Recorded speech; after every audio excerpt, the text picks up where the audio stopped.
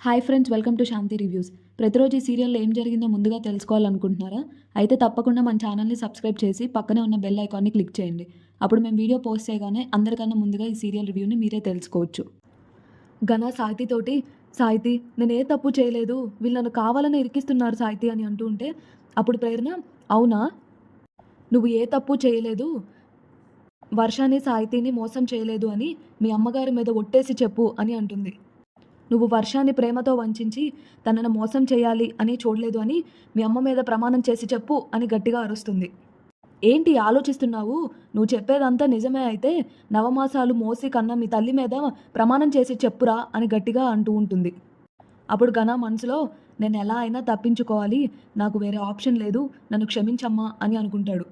అలా ఘన వాళ్ళ అమ్మ మీద ఒట్టు వేయబోతుండగా మంజు ఘన చంప పగలగొడుతుంది. అప్పుడు ఘన, అత్తయ్య గారు అని అనంటే అప్పుడు మంజు, ఇంకొక్కసారి ఆ మాట అన్నావంటే చంపేస్తాను నిన్ను. అప్పుడు విజయానంద్ మనసులో నవ్వుకుంటూ, థ్యాంక్ యూ దేవుడా, ఈ ఘనాగాడి పీడ వదిలిపోయింది ఇంకా అనని ఆనందపడుతూ ఉంటాడు. ఛా, ఎవర్రా నీకు అత్తయ్య? అసలు నువ్వు చేసిన పాపాలు తెలిస్తేనే నాకు ఒళ్ళు కంపరంగా ఉంది. ఆ పాపాలన్నీ కళ్ళు కట్టినట్టు చూపించినా అవి అబద్ధమని నిరూపించడానికి నీ తల్లి మీద ప్రమాణం చేయడానికి కూడా సిద్ధపడ్డావు నువ్వు. నువ్వెంత నీచుడివో ఇక్కడే అర్థమవుతుంది. నిన్ను నిలువున నరికినా కూడా పాపం లేదు. అప్పుడు అయ్యో నేను చెప్పింది ఒకసారి వినండి అత్తయ్య గారు అని అంటే అప్పుడు మంజు, మాట్లాడకు, నువ్వు నోరు మూయి, నువ్వు అసలు నువ్వు చెప్పిన మాయ మాటలు విని నువ్వు నిజంగానే మంచోడు అనుకున్నాను, నేను నా కూతురికి తగిన మొగుడు అనుకున్నాను, కానీ నువ్వు ఒక మేకవలని పులివని ఆడవాళ్ళ జీవితాలతో ఆడుకున్న ఒక రాక్షసుడు అని ఇప్పుడే తెలుసుకున్నాను.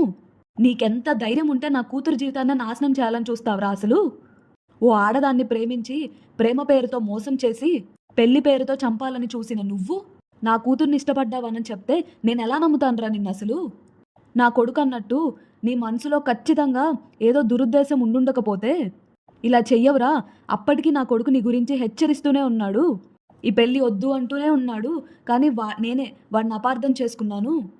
నేను చేసిన పొరపాటు వల్ల జీవితాంతం నా కూతురికి నరకాన్ని మిగిల్చేది. అదృష్టం బాగుండి నీ నిజస్వరూపం పెళ్లికి ముందే తెలిసింది.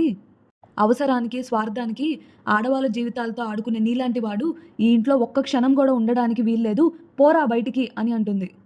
అప్పుడు సిద్ధు, అమ్మా వాడికి మాటలతో కాదు చేతలతో చెప్పాలి, రే రారా అని వాడిని ఈడ్చుకుంటూ వెళ్తాడు. రే, ఈ పెళ్లి జరుగుతుందని తెగరచ్చిపోయావు కదరా, చూసావా ఇప్పుడు ఏమైందో? నువ్వు దాచాలని చూసిన నిజమే అందరి ముందు నిన్ను దోషిని చేసింది. ఇక నుంచి ఆడవాళ్ళ జీవితాలతో ఆడుకోవడం మానే అని ప్రేరణ కూడా అంటుంది. లేదంటే ఇలాంటి అవమానాలు నీకు జరుగుతూనే ఉంటాయి. ఇంకొకసారి నా చెల్లెలతో మాట్లాడినా ఆ కళ్ళతో చూసినా నువ్వు బ్రతకవు ఇంకా ఈ భూమి మీద, పోరా ఇక్కడి నుంచి అని గట్టిగా సిద్ధు అరిస్తే అప్పుడు ఘన వాళ్ళమ్మ, ఏ సుధా ఆయన తీసుకొనిరా అని అంటుంది. తీసుకొస్తున్నాను మేడం, తీసుకొస్తున్నాను అని అంటాడు సుధా. అప్పుడు విజయానంద్ తెగ సంతోషపడుతూ ఉంటే విశ్వాసం, సార్ ఏం చేస్తున్నారు సార్ అని అంటే, రే ఆనందంతో అరిచానురా గట్టిగా అని అంటే, మరి సౌండ్ రాలేదేంటి సార్ అని అంటే, మనసులో నవ్వుకుంటే బయటికి ఎలా వస్తుందిరా సౌండ్ వెదవా అని అంటాడు. ఇదేం పైత్యం సార్ మీకు అంటే, పైత్యం కాదురా ఆనందం, ఇది ఆనందం అని సంతోషపడుతూ ఉంటాడు. గట్టిగా అరిచి ఆనందపడితే ఇక్కడ అందరికీ అనుమానం వస్తుంది, అందుకే మనసులోనే ఆనందపడిపోయాను. ఒరే మొత్తానికి పెళ్ళి ఆగిపోయింది విశ్వాసం, దీన్ని మనం ఎలా అయినా బాగా సెలబ్రేట్ చేసుకోవాలి. తర్వాత సీన్లో ఘన వాళ్ళమ్మ ఘనాని చంప మీద కొడితే ఘన అమ్మ అని అంటే అప్పుడు ఘన వాళ్ళమ్మ, అసలు నోరు మూయి నువ్వు, ఛీ అసలు ఏం మంచివిరా నీది ఒక జన్మేనా అసలు? నిన్ను కన్నందుకు నన్ను నేను గర్వపడేలాగా తలెత్తుకునేలాగా చేస్తావని ఎంతో ఆశపడ్డాను, కానీ ఇలా పరువు తక్కువ పనిచేసి అందరి ముందు తలదించుకునేలా చేశావు. అసలు నీ మొహం చూస్తుంటేనే నాకు అసహ్యంగా ఉంది అని అంటే అప్పుడు ఘన, అది కాదమ్మా నేను చెప్పేది ఒకసారి విను అని అంటే అప్పుడు ఘన వాళ్ళమ్మ, నేను వినను, వినాల్సిన అవసరం కూడా నాకు లేదు, అయినా ఏం చెప్తావురా నువ్వు? ఆ వర్షాకి నాకు ఏ సంబంధం లేదు అని చెప్పావు కదా, నలుగురిలో సిగ్గు విడిచి ఒక ఆడది అలా చెప్పింది అని అంటే ఖచ్చితంగా నిజమే అవుతుంది అది. నువ్వే తప్పు చేశావు, దాన్ని నాకు చెప్పకుండా దాచి ఇంకో పెద్ద తప్పు చేశావు. అసలు నువ్వు కన్న తల్లిని కూడా మోసం చేయాలని నీకు ఎలా అనిపించిందిరా? అమ్మ ప్లీజ్ నువ్వు అంత పెద్ద పెద్ద మాటలు అనుకు అని అంటే ఇంకెలా అనమంటావు? అసలు నేను నిన్ను ఎంత పద్ధతిగా పెంచాను, నువ్వెందుకు ఇలా మారిపోయావు? ఓ అయితే ఈ విషయంలో మీ నాన్నను ఆదర్శంగా తీసుకున్నావా అని అంటే అప్పుడు ఘన అమ్మ అని గట్టిగా అరిస్తే, ఏరా నేను చెప్పిందేమన్నా అబద్ధమా? మరి ఇప్పుడు నువ్వు చేసింది కూడా అదే కదా, పైగా నీ భాగవతాన్ని ఆ ప్రేరణనే బయటపెట్టింది. రేపు నేను దాని ముందు అసలు తలెత్తుకొని ఎలా తిరగాలరా? నీ వల్ల నేను ఇంకా ఎన్ని ఘోరాలు చూడాల్సి వస్తుందో అసలు నా కడుపున చెడబుట్టావు కదరా నువ్వు. ఛీ అని గణవలమ్మ అక్కడి నుంచి వెళ్ళిపోతాడు. తర్వాత సీన్లో ఐశ్వర్య, ప్రేరణ, సిద్ధార్థ్ అందరూ ఎంజాయ్ చేస్తూ ఉంటారు. అప్పుడు ఐశ్వర్య ఏ గ్రాండ్ సక్సెస్ అని అంటే అప్పుడే ప్రేరణ వాళ్ళ అమ్మ వచ్చి ఈ శుభ సందర్భంలో సమయానికి స్వీట్స్ కూడా లేకుండా పోయినాయి, ఇదిగో ముందు చక్కెర తీసుకొని నోరు తీపి చేసుకోండి అని చక్కెర ఇస్తుంది. అప్పుడు ఐశ్వర్య అమ్మ ఇంట్లో స్వీట్స్ లేకపోతే ఏంటమ్మా, ఆన్లైన్లో ఆర్డర్ ఇవ్వచ్చు కదా. అక్కర్లేదు ఆంటీ మీరు పెట్టండి అని సిద్ధు అంటాడు.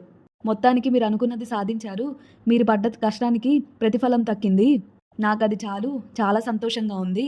ఈ విషయంలో నాకంటే ప్రేరణనే ఎక్కువ కష్టపడింది ఆంటీ, తను లేకపోతే ఈ గండం కట్టెక్కేది కాదు అని అంటే అప్పుడు ప్రేరణ ఓ హలో, మీ చెల్లి కోసం నువ్వెంత కష్టపడ్డావో నాకు తెలుసు. నిజం చెప్పాలంటే నువ్వు సాహితీని కాపాడింది తనపై నీకున్న ప్రేమ, నువ్వు పడిన కష్టమే. అప్పుడు సిద్ధు ఆహా లేదు ప్రేరణ, ఇందులో నీ కష్టమే ఎక్కువ ఉంది, అందుకే నేను నీకు థ్యాంక్స్ చెప్పాలి. అదిగో మళ్ళీ ఇదంతా నీ వల్ల అని చెప్తున్నాను కదా అని అంటే అప్పుడు ఐశ్వర్య ఓ హలో హోల్డ్ ఆన్, ఇద్దరూ కలిసే సాహితీ విషయంలో 100% సక్సెస్ సాధించారు, ఇందులో 50% మీది 50% నీది, ఇప్పుడు సరిపోయిందా లెక్క. ఇకపోతే థ్యాంక్స్ అంటారా, ఫినిషింగ్ టచ్ ఇచ్చింది నేనే కాబట్టి మీరిద్దరు కలిసి నాకు థ్యాంక్స్ చెప్పండి. అప్పుడు ప్రేరణ వాళ్ళమ్మ ఏదైతేనేమి ఇప్పుడు మిమ్మల్ని అవమానించిన వాళ్ళే మీరు చేసిన మంచి పనికి అభినందిస్తున్నారు. అవునా ఆంటీ, నా విషయంలో ప్రేరణ చాలా అవమానాలు భరించింది, అయినా కూడా నా చెల్లెల్ని కాపాడింది అని అంటే అప్పుడు ప్రేరణ కళ్ళ ముందు అమాయకురాలు జీవితం పాడైపోతుంది అని అంటే చూస్తూ నేను ఎలా ఊరుకుంటాను చెప్పు సిద్ధు అని అంటుంది. అందుకే నేను చేయగలిది చేశాను అంటే అప్పుడు ఐశ్వర్య అంతేలే అక్క, సాహితీపై చూపించిన జాలి దయ కరుణ ఇంట్లో ఉన్న నాపై చూపించావు నువ్వు. ఇల్లు నేనే ఊడవాలి, అంట్లు నేనే తోమాలి, బట్టలు ఉతకాలి, ఆఖరికి వంట కూడా నేనే చేయాలి, ఈ చెల్లి కష్టం ఎవ్వరికీ రాకూడదు, వచ్చే జన్మలో అయినా అక్కగా పుడతాను అని అంటే అప్పుడు ప్రేరణ ఏంటే అని చెవు మేలేస్తుంది. నేను నిన్ను టార్చర్ పెడుతున్నానా అని గట్టిగా చెవు పిండుతూ ఉంటే ఐశ్వర్య అరుస్తూ ఉంటుంది. అప్పుడే రంజిత్ అక్కడికి వచ్చి ఏంటి సౌండ్ అని అనుకుంటాడు. నువ్వేది సైలెంట్గా చేయవా అని అంటాడు. అప్పుడు ఐశ్వర్య ఇలా సైలెంట్గా రాకపోతే మీరే ఏదో ఒక సౌండ్ చేస్తూ రావచ్చు కదా. అప్పుడు Prerana thank you so much sir, మీరు గనక అక్కడికి రాకపోయి ఉంటే మేము పడిన కష్టం అంతా వృధా అయిపోయిండేది. అప్పుడు ప్రేరణ వాళ్ళ అమ్మ కూడా నిజంగా మీరు దేవుడు బాబు, మీరు లేకపోతే ప్రేరణ ప్రమాదంలో ఉందన్న విషయం మాకే తెలీదు, అలాంటిది సమయానికి మీరు అక్కడికి వెళ్ళారు కాబట్టి సరిపోయింది, లేదంటే మేము ఈరోజు ఇలా ఉండేవాళ్ళమే కాదు. ఓ హలో మదరింద్ర, తనేం దేవుడు కాదు మన ఇంటి ఓనరే, తనేం దివ్య దృష్టితో చూసి అక్కను అక్కడికి వెళ్ళేం కాపాడలేదు, అసలు ఈయన గారు అక్కడికి వెళ్ళడానికి కారణమే అక్క, అది తెలుసా మీకు అంటే అప్పుడు ప్రేరణ వాళ్ళమ్మ అవునా అని అంటే ఐశ్వర్య గుర్తు చేస్తే తప్ప గుర్తు పెట్టుకొని మంచి అక్కను తనంతట వెళ్ళి తను కాపాడారంటే మీరెలా నమ్ముతున్నారు అసలు. అప్పుడు ప్రేరణ వాళ్ళమ్మ అసలు ఏమైందమ్మా ప్రేరణ అని అంటే చెప్తానమ్మా, వర్ష నాకు కాల్ చేసిన వెంటనే నేను సిద్ధుకి చెప్పాలనుకున్నాను, కానీ సిద్ధు అక్కడ పెళ్లి పనుల్లో ఉండాలి అని కరెక్ట్గా అదే టైంలో మన ఓనర్ గారు కనిపించారు. మనకి గడిచిపోయిన సీన్లో రంజిత్ ప్రేరణ మాట్లాడుకుంటుంది చూపిస్తారు. రంజిత్ వచ్చి గణాన్ని ఎదుర్కోవడం అంత సులువు అనుకుంటున్నావా అని అంటే అప్పుడు ప్రేరణ అక్కడ ఇద్దరు అమాయకురాలి ప్రాణాలు వాడి చేతుల్లో ఉన్నాయి సార్ అని అంటుంది. తెలిసి నేను ఎలా ఊరుకోను, నా వల్ల కాదు, నేను ఎలాగైనా అమ్మాయిని కాపాడాలి, ఆ అమ్మాయిని కాపాడితేనే సిద్ధు వాళ్ళ చెల్లెని కాపాడుకోగలుగుతాను, నాకేమైనా పర్వాలేదు అని అంటే అప్పుడు రంజిత్ తొందరపాటు నిర్ణయాల వల్ల గణాన్ని ఎదుర్కోలేవు, వాడన్నిటికీ తెగించే ఉంటాడు, ఇంకోసారి ఆలోచించు అని అంటే అప్పుడు ప్రేరణ ఆలోచించడానికి ఏం లేదు సార్, నేను వెళ్ళి అమ్మాయిని కాపాడాలి అంతే. సార్ ఈ విషయంలో మీరేమైనా హెల్ప్ చేస్తారా అని అంటే నీ ప్రాణాలకు తెగించి కాపాడాలని చూస్తున్నావు, అసలు ఎవరి కోసం ఇంత చేస్తున్నావు, కారణం ఏంటి అని అంటే అప్పుడు ప్రేరణ ఒక మనిషి ప్రాణాలు కాపాడడానికి కారణం కావాలా సార్, అయినా మీరు ఇలా అడుగుతారని నేను అసలు ఎక్స్పెక్ట్ చేయలేదు, సరే నాకు మీరు సహాయం చేయాలని ఇష్టం లేకపోతే వదిలేయండి, నేనే వెళ్తాను అని అంటే అప్పుడు రంజిత్ ఆగు, నీ స్వార్థం కోసం కాకుండా ఇంకో మనిషి జీవితాన్ని కాపాడాలని తాపత్రపడుతున్నావు, అది నాకు నచ్చింది, నేను నీకు హెల్ప్ చేస్తాను అని అంటే అప్పుడు ప్రేరణ చాలా థ్యాంక్స్ సార్, సరే పదండి వెళ్దాం అని అంటుంది. అప్పుడు రంజిత్ ఇద్దరం కలిసి వెళ్తే వాళ్ళకి అనుమానం వచ్చి జాగ్రత్త పడతారు, అందుకే ఈ వాచ్ పెట్టుకొని వెళ్ళు, ఇది నా ఫోన్కే కనెక్ట్ అయింది, నీ ఫాలో అవుతూ నేను నీ వెనక వస్తాను అని చెప్తాడు. ఒకవేళ ఏమన్నా అయితే నువ్వెక్కడున్నావో నాకు ఈజీగా తెలిసిపోతుంది, వెళ్ళు ఇంకా అంటే సరే ఓకే సార్ అని చెప్పి వెళ్ళిపోతుంది. ఇదంతా ప్రేరణ అందరికీ ఎక్స్ప్లెయిన్ చేస్తూ అలా అడిగిన వెంటనే రంజిత్ గారు నాకు హెల్ప్ చేయడానికి ఒప్పుకున్నారమ్మా అని సిద్ధుకి ప్రేరణ వాళ్ళ అమ్మకి చెప్తుంది. నన్ను వర్షాన్ని కాపాడగలిగారు అంటే అప్పుడు ప్రేరణ వాళ్ళమ్మ ఓ అదా విషయం అని అంటే అప్పుడు ఐశ్వర్య అదే విషయం అని అంటుంది. అప్పుడు సిద్ధు కూడా రంజిత్ తోటి ఈరోజు మా చెల్లెల సంతోషానికి మీరు కూడా కారణమే సార్, మీ మేలు ఎప్పటికీ మర్చిపోలేను అని అంటే అప్పుడు ఐశ్వర్య కానీ అయ్యగారు మర్చిపోతారులేండి అంటే మీరు మర్చిపోరు అని చెప్తున్నాను సార్ అని అంటే, అప్పుడు రంజిత్ ఇలా ప్రతి దాంట్లో తలదూర్చడం నీకే మంచిది కాదు. అప్పుడు ప్రేరణ వాళ్ళమ్మ అన్నిట్లోనూ తలదూర్చడం అంటే గుర్తొచ్చింది. రంజిత్ బాబు అంటే ప్రేరణ హెల్ప్ అడిగింది కాబట్టి వెళ్ళాడు. మరి నువ్వెందుకు వెళ్ళావే అని అడుగుతుంది. నువ్వెందుకు రంజిత్ బాబు కార్ డిక్కీలో ఉన్నావు? అసలు నీకు అక్కడేం పనే అని అడుగుతుంది. అప్పుడు ఐశ్వర్య నా పాటికి నేను సంగీత సాధనం చేద్దాం అనుకున్నానా, కానీ అదే టైంలో అక్క ఎవరితోనో ఫోన్లో కంగారుగా మాట్లాడడం విన్నాను. సరే విషయం ఏంటో తెలుసుకుందామని అనుకోగానే మన ఓనర్ గారు అక్కతో మాట్లాడడం విన్నాను. అక్క ఈయన గారిని హెల్ప్ అడగడం, ఈయనేమో చేస్తా అనడం, ఇదంతా చూసి నాకు ఎక్కడ లేని కోపం వచ్చింది. రక్తం పంచుకొని పుట్టిన చెల్లిని నేనుండగా ఇంత పెద్ద విషయం ఓనర్ గారికి చెప్పడం ఏంటి అని నేను ఫీల్ అయ్యాను. వెంటనే ఈ మాత్రం సాయం నేను చేయలేనా, చేసి నిరూపించుకోవాలి అని ఫిక్స్ అయ్యాను. అందుకని వెళ్ళి రంజిత్ గారి కారులోకి వెళ్ళి కూర్చుందాం అనుకున్నాను. ఆ డిక్కీ ఓపెన్ చేస్తుంటే ఈలోపు రంజిత్ గారు వచ్చారు. ఏం చేస్తున్నావు ఇక్కడ, నిన్నే అడిగేది అని అంటే, అప్పుడు ఐశ్వర్య దాన్ని కవర్ చేయడానికి ఏం చేస్తాను అన్నట్టు సంగీత సాధనం చేస్తుంది.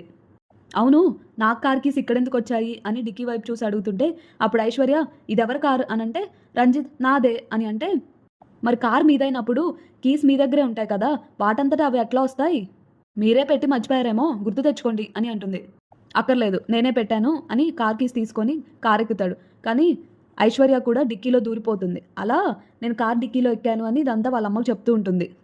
తర్వాత నేనే కథంతా సుఖాంతం అయ్యేలా చేశాను, లేదంటే ఎంత పెద్ద ట్రాజడీ అయ్యేదో తెలుసా మీకు? రిస్క్ చేసింది అక్క అయితే నీ బిల్డప్ ఏంటే అని ప్రేరణ వాళ్ళ అమ్మ అంటే, ఓ హలో, పంచదార లేకుండా పాయసం చేస్తే ఏమవుతుంది? చేసి వేస్ట్ అవుతుంది, ఏమవుతుంది ఇంకా అని ప్రేరణ వాళ్ళ అమ్మ అంటే, అప్పుడు ఐశ్వర్య నేను కూడా అంతే అమ్మా. అక్కడ సీక్రెట్గా నేను వెళ్ళకపోయింటే సిద్ధు గారు అక్కడికి వచ్చే వాళ్ళే కాదు.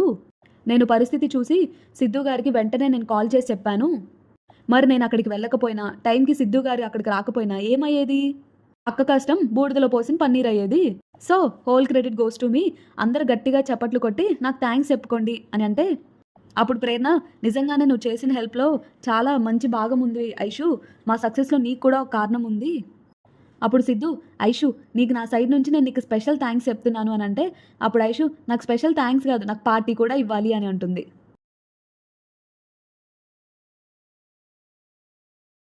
ఇది ఫ్రెండ్స్ ఈరోజు ఎపిసోడ్లో జరిగిన రివ్యూ. రేపటి ఎపిసోడ్లో ఏం జరుగుతుందో తెలుసుకోవాలి అని అంటే మన ఛానల్ని లైక్ చేసి సబ్స్క్రైబ్ చేయండి. Thanks for watching.